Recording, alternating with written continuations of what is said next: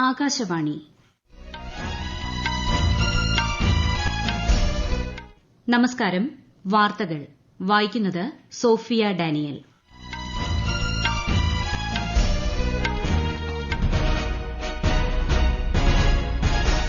പ്രധാന വാർത്തകൾ. വിവിധ സുപ്രധാന വിഷയങ്ങൾ ഉൾപ്പെടുത്തി 19ാമത് G20 ഉച്ചകോടിയിൽ റിയോ ഡി ജനീറോ പ്രഖ്യാപനം.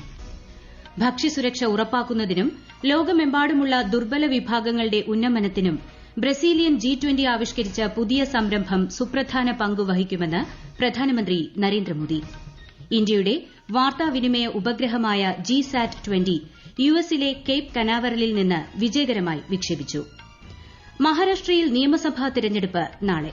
ഝാർഖണ്ഡിൽ നാളെ നടക്കുന്ന രണ്ടാംഘട്ട പോളിംഗിനുള്ള ഒരുക്കങ്ങൾ പൂർത്തിയായി. പാലക്കാടും നാളെ വിധിയെഴുത്ത്. രാജ്യരക്ഷാമന്ത്രി രാജ്നാഥ് സിംഗിന്റെ 2 ദിവസത്തെ ലാവോസ് സന്ദർശനത്തിന് നാളെ തുടക്കം. ആസിയാൻ പ്രതിരോധ മന്ത്രിമാരുടെ യോഗത്തിൽ പങ്കെടുക്കും. 2024 വനിതാ Asian championship hockey semi final മത്സരങ്ങൾക്ക് ഇന്ന് തുടക്കം. വാർത്തകൾ വിശദമായി. 19ാമത് G20 ഉച്ചകോടിയുടെ ഭാഗമായുള്ള റിയോ ഡി ജനീറോ പ്രഖ്യാപനം ഇന്നലെ നടന്നു. സാമൂഹിക ഉൾപ്പെടുത്തൽ, പട്ടിണി, ദാരിദ്ര്യം എന്നിവയ്ക്കെതിരായ പോരാട്ടം, സുസ്ഥിര വികസനം, ഊർജ്ജം, കാലാവസ്ഥ, നിർമ്മിത ബുദ്ധി, UN ബഹുമുഖ വ്യാപാര സംവിധാനം തുടങ്ങിയ വിഷയങ്ങൾ പ്രഖ്യാപനത്തിൽ ഉൾപ്പെടുന്നു. ന്യൂഡൽഹി പ്രഖ്യാപനത്തിന്റെ തുടർച്ചയായ നിരവധി വിഷയങ്ങളും പുതിയ പ്രഖ്യാപനത്തിലുണ്ട്. ജൈവ സമ്പദ്വ്യവസ്ഥ, സ്ത്രീ ശാക്തീകരണത്തിനായുള്ള പ്രവർത്തക സംഘങ്ങൾ, ഗവേഷണം, നൂതനാശയങ്ങൾ തുടങ്ങിയവയും ഈ വർഷത്തെ പ്രഖ്യാപനത്തിന്റെ ഭാഗമാണ്. ഒരു ഭൂമി, ഒരു കുടുംബം, ഒരു ഭാവി എന്നത് ബ്രസീലിലെ G20 ഉച്ചകോടിയിലും പ്രസക്തമാണെന്ന് പ്രധാനമന്ത്രി നരേന്ദ്രമോദി. റിയോ ഡി ജനീറോയിൽ നടക്കുന്ന G20 ഉച്ചകോടിയിലെ സാമൂഹിക ഉൾപ്പെടുത്തൽ, പട്ടിണിക്കും ദാരിദ്ര്യത്തിനും എതിരെയുള്ള പോരാട്ടം എന്ന സെഷനിൽ സംസാരിക്കുകയായിരുന്നു അദ്ദേഹം. ന്യൂഡൽഹിയിൽ കഴിഞ്ഞ വർഷം നടന്ന G20 ഉച്ചകോടിയിൽ സ്വീകരിച്ച പൌരകേന്ദ്രീകൃത തീരുമാനങ്ങൾ ബ്രസീലിന്റെ അധ്യക്ഷതയിലും തുടർന്നതായി പ്രധാനമന്ത്രി പറഞ്ഞു. സ്ത്രീകൾ നയിക്കുന്ന വികസനം, യുവശക്തി തുടങ്ങിയവയ്ക്ക് G20 നൽകുന്ന പ്രാധാന്യം സംതൃപ്തി നൽകുന്നു. ഗ്ലോബൽ സൌത്തിന്റെ മുൻഗണനകൾ മനസ്സിൽ ഉൾക്കൊണ്ട് ചർച്ചകൾ നടക്കണമെന്നും പ്രധാനമന്ത്രി നരേന്ദ്രമോദി പറഞ്ഞു. പട്ടിണി, ദാരിദ്ര്യം എന്നിവയ്ക്കെതിരെ ബ്രസീലിയൻ G20 അധ്യക്ഷത ആവിഷ്കരിച്ച പുതിയ സംരംഭത്തെ പ്രശംസിച്ച് പ്രധാനമന്ത്രി നരേന്ദ്രമോദി. റിയോ ഡി ജനീറോയിലെ G20 ഉച്ചകോടി വേദിയിലായിരുന്നു പ്രധാനമന്ത്രിയുടെ പ്രതികരണം. ഭക്ഷ്യസുരക്ഷ ഉറപ്പാക്കുന്നതിനും ലോകമെമ്പാടുമുള്ള ദുർബല വിഭാഗങ്ങളുടെ ഉന്നമനത്തിനും ഈ സംരംഭം സുപ്രധാന പങ്ക് വഹിക്കുമെന്ന് ശ്രീ നരേന്ദ്രമോദി സമൂഹമാധ്യമ പോസ്റ്റിൽ കുറിച്ചു. പുതിയ സംരംഭത്തിന് ഇന്ത്യയുടെ എല്ലാ പിന്തുണയും പ്രധാനമന്ത്രി അറിയിച്ചു. G20 ഉച്ചകോടിയിൽ പങ്കെടുക്കാനെത്തിയ വിവിധ ലോക നേതാക്കളുമായി പ്രധാനമന്ത്രി നരേന്ദ്രമോദി ഉഭയകക്ഷി ചർച്ചകൾ നടത്തി. ഇറ്റാലിയൻ പ്രധാനമന്ത്രി ജോർജിയ മെലോണിയുമായി നടത്തിയ കൂടിക്കാഴ്ചയിൽ സംസ്കാരം, വിദ്യാഭ്യാസം തുടങ്ങിയ മേഖലകളിൽ ഇന്ത്യ ഇറ്റലി സഹകരണം ശക്തിപ്പെടുത്താൻ ധാരണയായി. ബഹിരാകാശം, ഊർജ്ജം, നിർമ്മിത ബുദ്ധി തുടങ്ങിയ മേഖലകളിലെ കൂട്ടായ പ്രവർത്തനത്തിന് ഫ്രഞ്ച് പ്രസിഡന്റ് ഇമ്മാനുവേൽ മാക്രോയുമായി ശ്രീ മോദി നടത്തിയ കൂടിക്കാഴ്ചയിൽ ധാരണയായി. UK, നോർവെ, പോർച്ചുഗൽ, ഇന്തോനേഷ്യ തുടങ്ങിയ രാജ്യങ്ങളിലെ നേതാക്കളുമായും പ്രധാനമന്ത്രി നരേന്ദ്രമോദി ഉഭയകക്ഷി ചർച്ചകൾ നടത്തി. ഇന്ത്യയുടെ വാർത്താവിനിമയ ഉപഗ്രഹമായ GSAT-20 യുഎസിലെ കേപ്പ് കനാവറലിൽ നിന്ന് വിജയകരമായി വിക്ഷേപിച്ചു. എലോൺ മസ്കിന്റെ ഉടമസ്ഥതയിലുള്ള സ്പേസ് എക്സിന്റെ ഫാൽക്കൺ 9 ആണ് വിക്ഷേപണം നടത്തിയത്. വിക്ഷേപണം വിജയകരമായിരുന്നുവെന്നും ഉപഗ്രഹം മികച്ച രീതിയിൽ പ്രവർത്തിക്കുന്നുണ്ടെന്നും ISRO ചെയർമാൻ S. സോമനാഥ് പറഞ്ഞു. വിദൂര പ്രദേശങ്ങളിലേക്കുള്ള ഇന്റർനെറ്റ് കണക്ടിവിറ്റി ഉൾപ്പെടെ ഇന്ത്യയിലുടനീളം സുപ്രധാന സേവനങ്ങൾ ഇതിലൂടെ ലഭ്യമാകും. മഹാരാഷ്ട്രയിൽ നാളെ നടക്കുന്ന നിയമസഭാ തെരഞ്ഞെടുപ്പിലെ വോട്ടെടുപ്പിനുള്ള എല്ലാ ഒരുക്കങ്ങളും പൂർത്തിയായി. 288 സീറ്റുകളിൽ ഒറ്റഘട്ടമായാണ് വോട്ടെടുപ്പ്.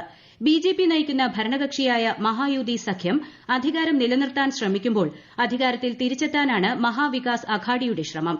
2086 സ്വതന്ത്ര സ്ഥാനാർത്ഥികൾ ഉൾപ്പെടെ 4136 പേരാണ് മഹാരാഷ്ട്രയിൽ ജനവിധി തേടുന്നത്. ഝാർഖണ്ഡിൽ നിയമസഭാ തെരഞ്ഞെടുപ്പിന്റെ രണ്ടാംഘട്ടം നാളെ. വോട്ടെടുപ്പിനുള്ള ഒരുക്കങ്ങൾ സംസ്ഥാനത്ത് പൂർത്തിയായി. 12 ജില്ലകളിലെ 38 മണ്ഡലങ്ങളിലേക്കാണ് നാളെ വോട്ടെടുപ്പ് നടക്കുന്നത്. നവംബർ 23-നാണ് വോട്ടെണ്ണൽ. നാളെ ഉപതെരഞ്ഞെടുപ്പ് നടക്കുന്ന പാലക്കാട് നിയമസഭാ മണ്ഡലത്തിൽ വോട്ടെടുപ്പിനുള്ള ഒരുക്കങ്ങൾ പൂർത്തിയായി. ഇന്ന് നിശബ്ദ പ്രചരണം.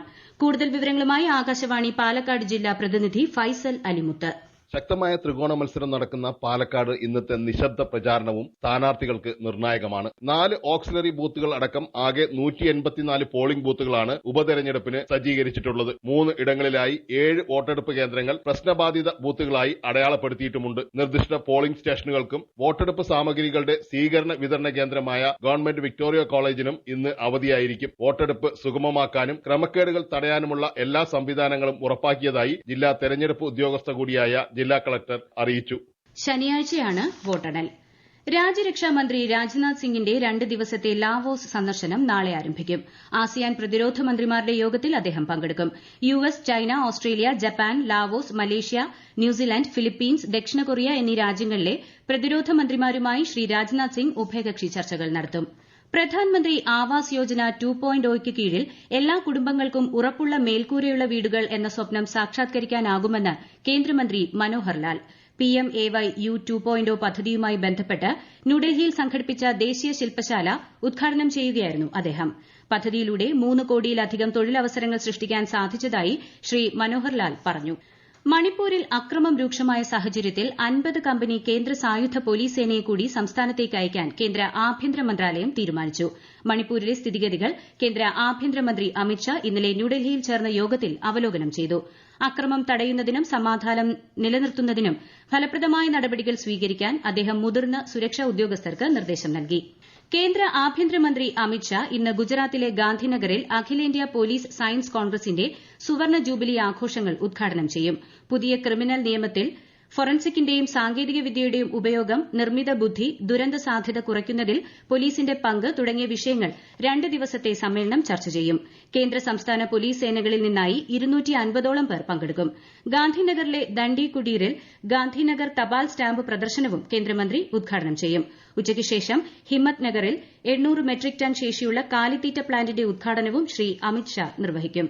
ഡൽഹിയിലെ വായു മലിനീകരണം രൂക്ഷമായി തുടരുന്നു. ഇന്നലെ രാത്രി 10 മണിവരെ ശരാശരി വായു ഗുണനിലവാര സൂചിക 494 കടന്നു. കേന്ദ്ര മലിനീകരണ നിയന്ത്രണ ബോർഡിന്റെ കണക്കനുസരിച്ച് നഗരത്തിന്റെ ചില ഭാഗങ്ങളിൽ സൂചിക 500 രേഖപ്പെടുത്തിയിട്ടുണ്ട്. ദേശീയ തലസ്ഥാനത്തെ എല്ലാ സർക്കാർ ഓഫീസുകളിലും സമയക്രമം നടപ്പിലാക്കാൻ ഡൽഹി ലഫ്റ്റനന്റ് ഗവർണർ വിനയ് കുമാർ സക്സേന ഡൽഹി സർക്കാരിനോട് നിർദ്ദേശിച്ചു. സ്കൂളുകളിൽ 10, 12 ക്ലാസുകൾ ഉൾപ്പെടെ ഓൺലൈൻ ക്ലാസുകൾ ഏർപ്പെടുത്തുമെന്ന് ഡൽഹി മുഖ്യമന്ത്രി അതിഷി അറിയിച്ചു.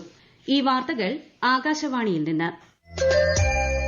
ആകാശവാണി വാർത്തകളും വാർത്താധിഷ്ഠിത പരിപാടികളും All India Radio News Thiruvananthapuram YouTube ചാനലിലും All India Radio News Thiruvananthapuram Facebook പേജിലും AR News_ തിരുവനന്തപുരം ഇൻസ്റ്റഗ്രാം അക്കൌണ്ടിലും AR News_TVM X ഹാൻഡിലും ലഭ്യമാണ്.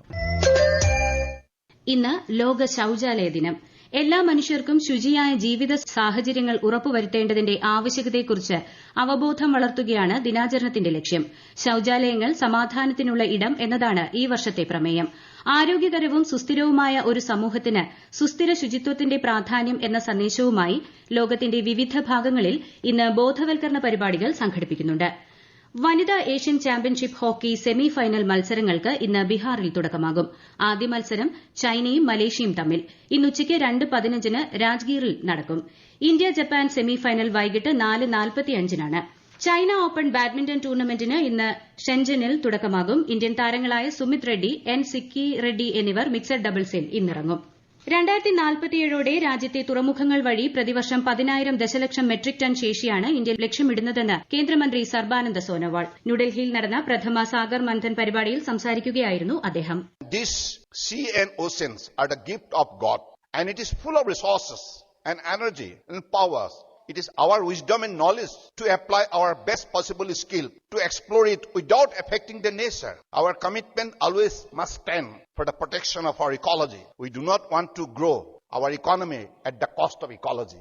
വയനാട്ടിൽ UDFും LDFും വെവ്വേറെ ആഹ്വാനം ചെയ്ത ഹർത്താൽ ആരംഭിച്ചു. രാവിലെ 6 മണി മുതൽ വൈകുന്നേരം 6 മണി വരെയാണ് ഹർത്താൽ. പ്രധാന വാർത്തകൾ വീണ്ടും.